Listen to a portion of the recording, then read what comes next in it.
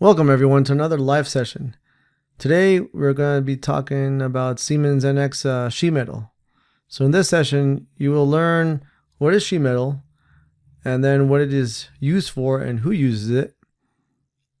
And then we will go ahead and explore the user interface and some of its features as well.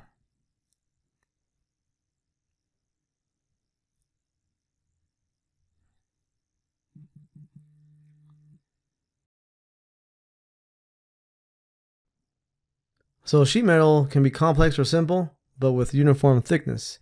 You can have multi-thickness. It just depends on how on what the application's for, or how you want to create your model or create your sheet metal part.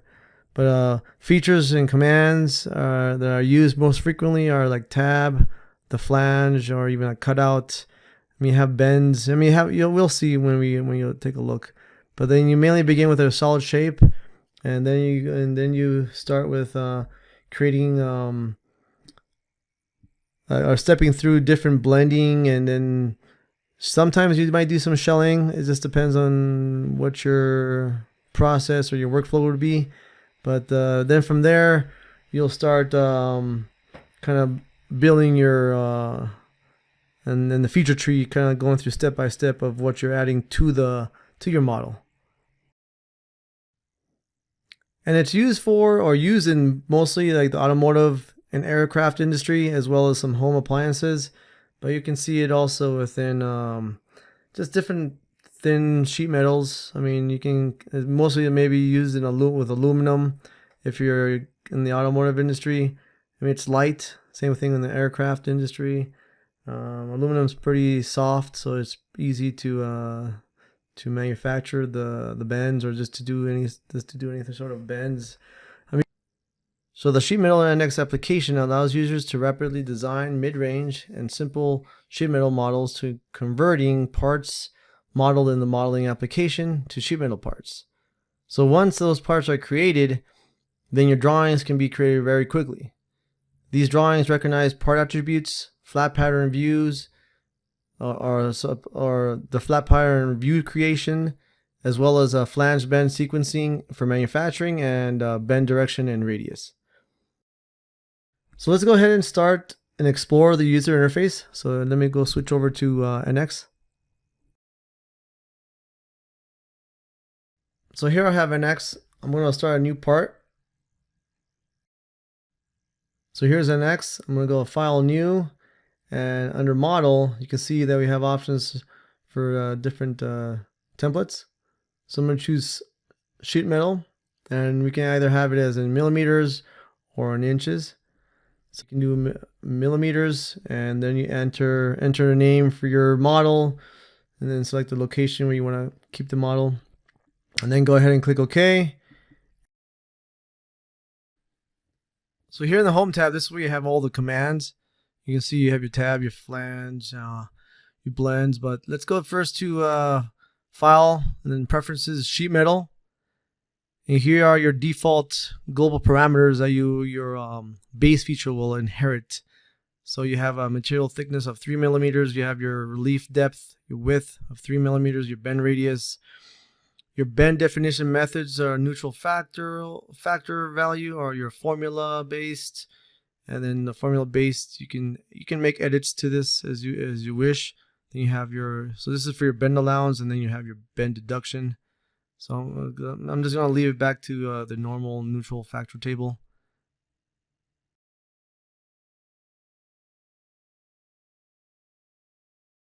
Now we're over here looking at the customer defaults, and this is the sheet metal section. You have material thickness of 0.1, which is this is in English units, which doesn't seem to be a problem, but you can see 0.1 is pretty much 3 millimeters.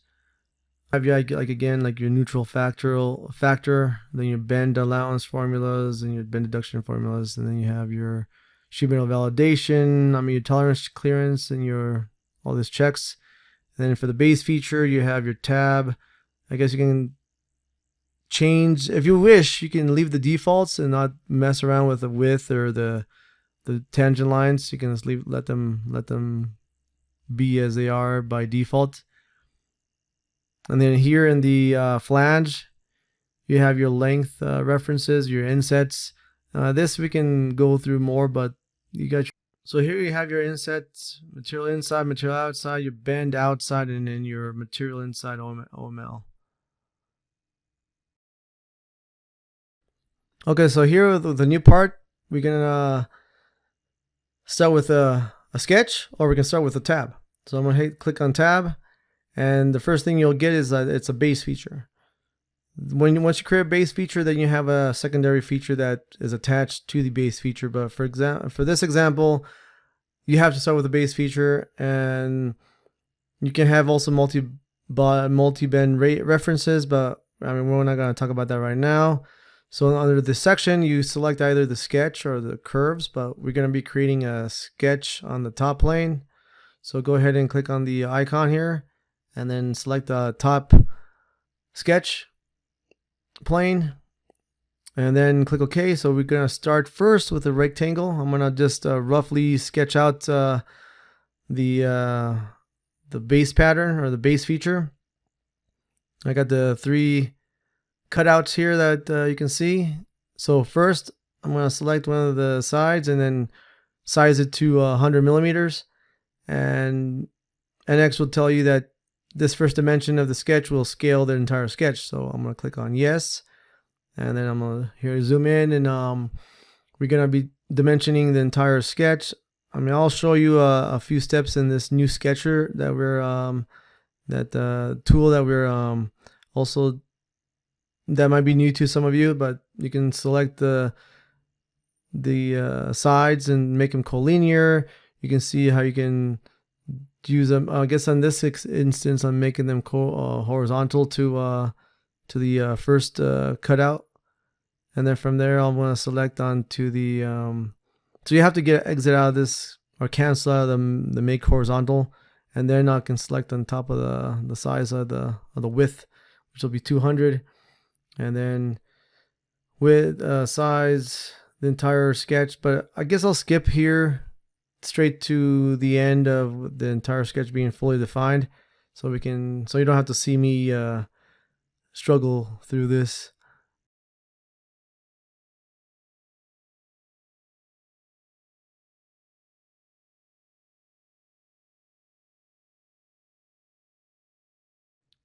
So we're almost fully defined. We just need to position the cutouts.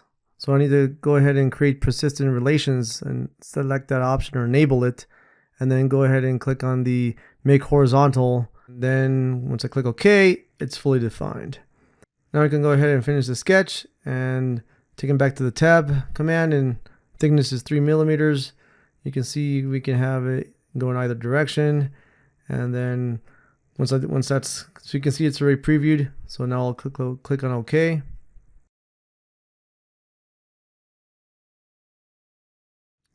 Yeah, so once your base feature has been created, you can go ahead and create another tab as a secondary feature, and then or create a flange, which we'll do in this case. I'll select the top edge, and this is where we will start the flange. I'll set the length to 30 millimeters, and then set the angle to 45. As you can see, everything is changing and previewing as you are making the changes. And then I'll go ahead and go normal view. You can see that there's like an invisible box. That's the original size of the base feature. And the length reference is going from the inside, the outside, or you got web, or you have a tangent. But then for the inset of where the bend is being performed is either the material inside or outside, or bend at the kind of like at the edge right there, at the edge of the material. But in this case, we'll just leave it at material outside. And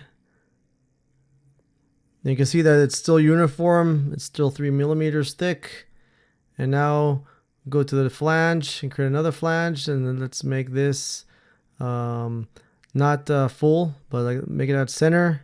And so we can change the width to about 25, and then length, let's make it about 15, and give the angle about 90.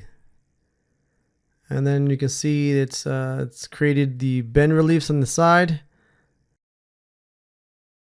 Yeah, those bend reliefs are 3 millimeters. I mean, that's just a relief.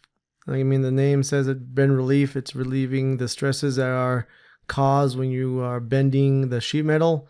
So again, you can also do a length reference from the outside or the inside, and that you can play around with that when you as you kind of go through your workflow and as you learn more about sheet metal. But here we'll just leave it at material inside, and then leave the inside at material outside. So now we have 3 features from the part navigator. You can see there's a tab, a flange, and another flange. So now we'll go ahead and create, let's go ahead and create another secondary tab. So I'll click on tab and click on this face for the sketch. And I'll just go ahead and create 3 lines just intersecting the base feature, and just create it like here off to the side. Now you don't need to close the sketch or the profile, so it's fine. Now just go ahead and click finish, and then back at the tab, as you can see it says secondary. Go ahead and click OK, and now that's a feature that was created as an additional tab feature. So now let's go ahead and create a bend here. I'm gonna go click on bend and select the sketch here, or not, select the face, and let's just do an arbitrary line. I'll just set it like right about here. I was going, yeah, right about here. It doesn't matter if it's a reference, it can just be a solid. And go ahead and close the sketch. And now you got the access to change the bend at that point on the graphics area window. You can see I can have it like 49 or 50 or whatever angle you wish to have. And so the bend line, I mean, you can have like, again, you have the inset of setting that option to your preference or how you wish. In our instance, we're going to just leave it as a outer mold line. And the bend radius is 3 millimeters as we had set it in the beginning. And then you have your bend relief. There's no bend relief in this instance, but we'll talk about that right now after I close out this window. So to edit the feature, you just go ahead and back to the part navigator and just double click on the feature. Under relief, you have a bend relief type of a square, and the depth and width are 3 millimeters.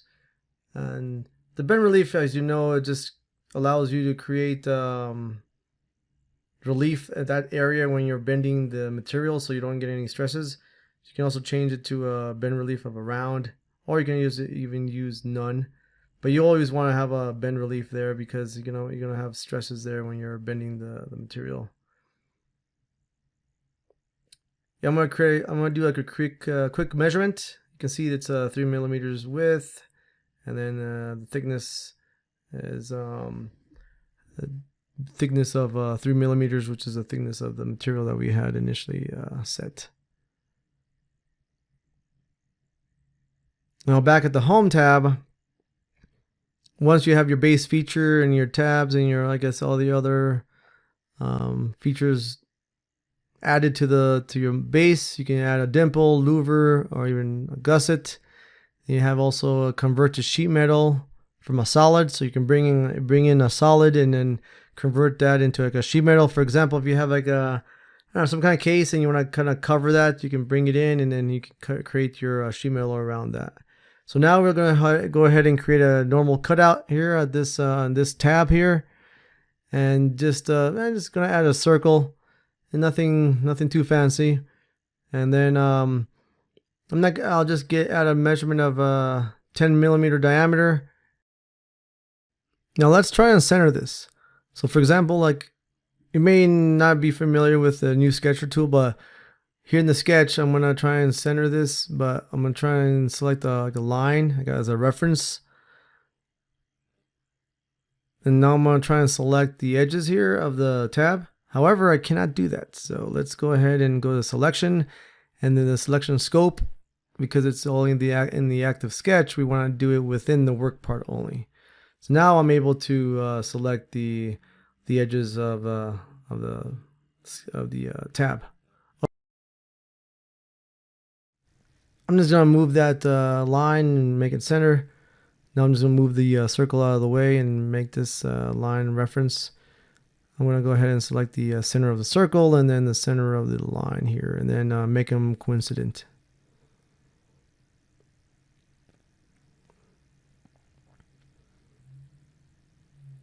Now I can exit the sketch. It's just giving me a warning that one's reference geometry, which we don't not care, so it'll be fine. We just want the circle to be used as a cutout.